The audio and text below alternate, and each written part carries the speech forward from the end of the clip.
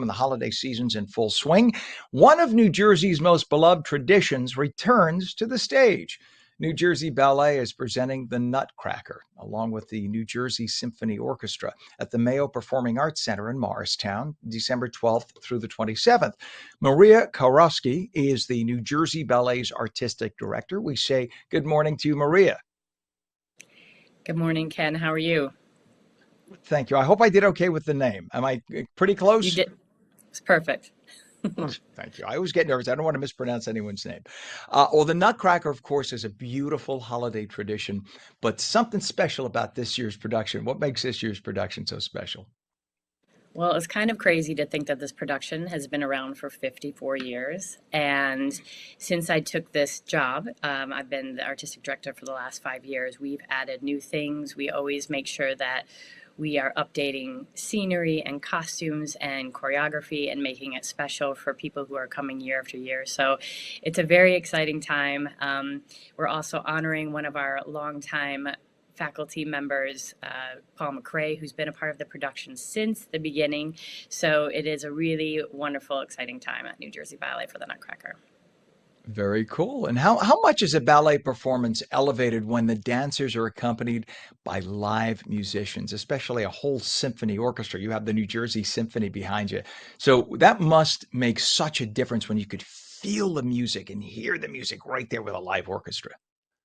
Oh, and I mean, it makes all the difference in the world because the dancers are much more spontaneous. They really have to listen, and that music is like driving them, and I think it gives them such a wonderful, joyous energy on stage. And for me, it's like the epitome of a performance to have live music with exceptional dancing.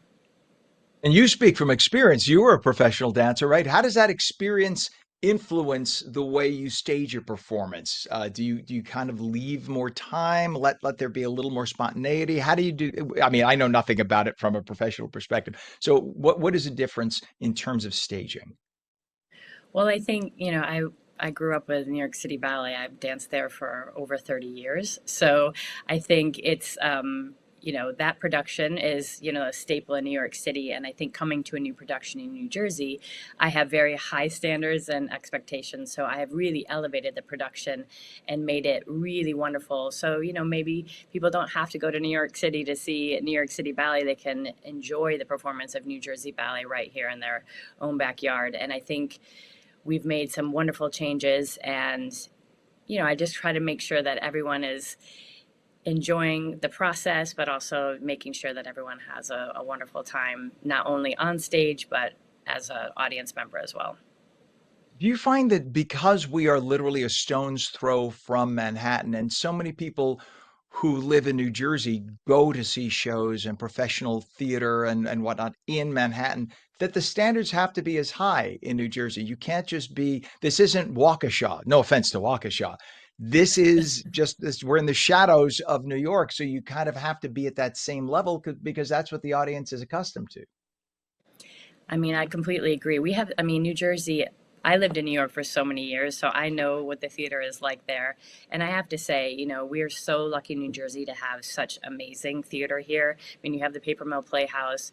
What I'm doing with New Jersey Ballet, I'm really trying to elevate the company and bring performances that you would see in New York City to New Jersey. And this production of the Nutcracker is exactly the same. I'm elevating it, making it as magical. We have lots of special effects and trying to make it just as special as you would if you were going to go to the city.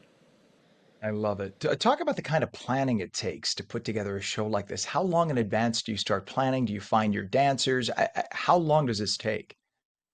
Well, right when the Nutcracker ends in December last year, we started in January. We had like a production meeting, just kind of going through things that could have been better, things that we need updating. And we usually start right away. I know I've been wanting to get new mouse costumes for the last 2 years. And in the summer, I was like, let's get it done. So we have those done. And I'm really excited to have that part of the production this year. And, the dancers we have, the company is about 22 dancers. We also have a trainee program with about 16 dancers. And so those dancers get to be a part of this production and they look forward to it every year. We also have about 50 kids from the New Jersey Ballet School that are part of the production. We started auditions for that in September. So they are able to, come into the studio, audition for different roles, angels and mice and soldiers, and then we choose them and they start rehearsals pretty much straight away. So we actually started everything a little bit earlier this year because we do want that world class, really polished performance on stage. That's, I think a lot of people don't realize you have a feeder system in performances, dance, troops, etc. You always have to have the next, well, like baseball, you always have to have the next generation ready to go, right? And training.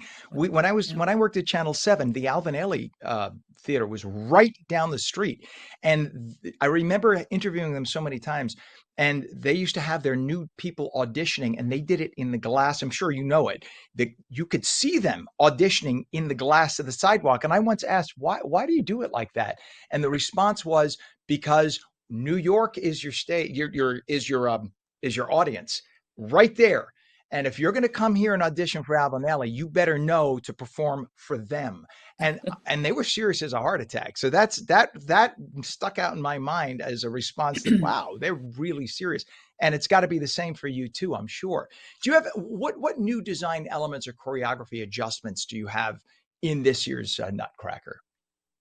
Well, I think last year we had a brand new Christmas tree, which is still, I feel like, a very new part of the production. I think we were still kind of adjusting to the lights. Everything is LED now, so that's a very big thing to adjust to when the production is 54 years old. So I Yeah. think that is one of the major things that is going to be, we're going to make sure that it's looking as great as it can look. Like I said, we have new mouse costumes and they are really fun. And I think that that's going to be a wonderful addition to the production this year. We also have updated several of the costumes throughout the production. So I think everything will be a lot more sparkly and full of life. And always we're updating choreography, making sure that, not only is the audience, entertained, but the dancers are also still, inspired by the production every year because we're doing the same thing every year. So it's important to kind of keep it updated and motivate them and keep them Right. inspired as they, perform. Maria, we got about 10 seconds left. What's a website for tickets or more information? Mayoarts.org will have tickets for the Nutcracker, and you can also check out njballet.org for tickets for our Nutcracker, but also for the rest of our season, which would be wonderful if you love ballet and want to check out some of the rest of our performances.